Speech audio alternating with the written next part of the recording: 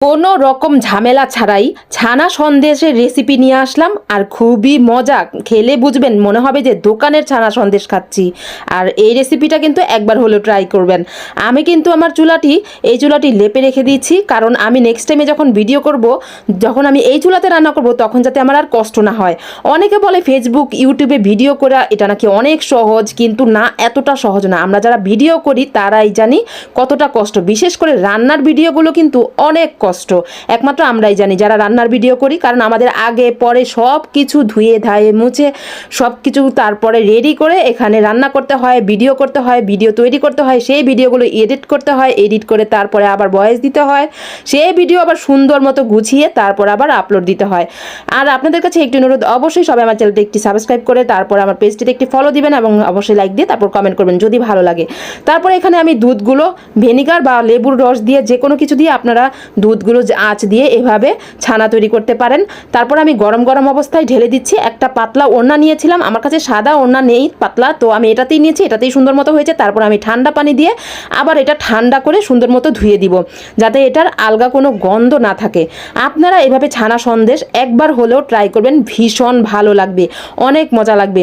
আর যারা অনেকেই দেখি অনেক রেসিপিতে যে অনেক কঠিনভাবে এটা দেখায়, কিন্তু আমি কিন্তু একবারে সহজ রেসিপি দেখিয়েছি এবং খুবই অল্প সময়ে। জাস্ট এটা ছেঁকে দিতে একটু যা কষ্ট হয়েছে, কারণ এটার পানিটা ছাঁকতে কিন্তু একটু লেট হয়, কারণ যেহেতু ভিতরে অনেক পানি থাকে, পানিটা যাতে না থাকে সেভাবে ভালো করে চিপে চাপে তারপর ছেঁকে নিতে হবে।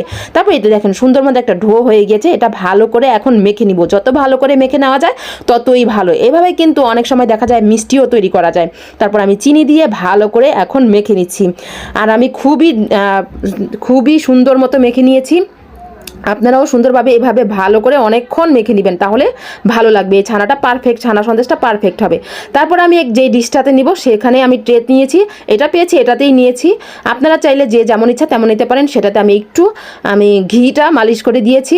তারপর আমি এখানে একটু তরল দুধ দিয়েছি 1 কাপের মতো। তারপর আমি ছানা সন্দেশটা ঢেলে দিয়েছি, অনেকগুলো ছানা সন্দেশ নিয়েছি, ছানাটা ঢেলে দিয়েছি। তারপর আমি ছানাটা ভালো করে এখন নেড়েচেড়ে দিচ্ছি।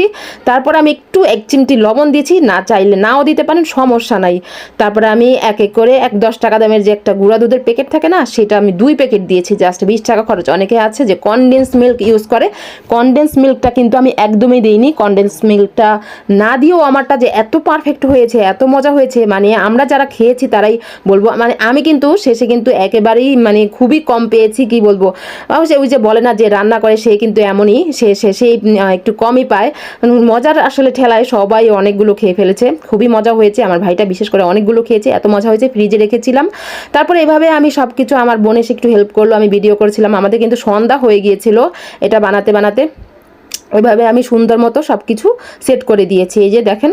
তারপরে একটু ঠান্ডা হয়েছে, আর ভালো করে এখানে সুন্দর মতো যে যার ইচ্ছা অনুযায়ী কেটে নেবেন। সুন্দর মতো কেটে নিয়েছি, তারপরে একটু সাজিয়ে নিয়েছি। জাস্ট আমি এখানে চেরি ফল দিয়ে, বাদাম দিয়ে সুন্দর করে, তারপর উপরে আবার একটু গুঁড়া দুধ ছিটে দিয়েছি। এটা দিলে কিন্তু ছানা সন্দেশের আসল টেস্টটা পাবেন।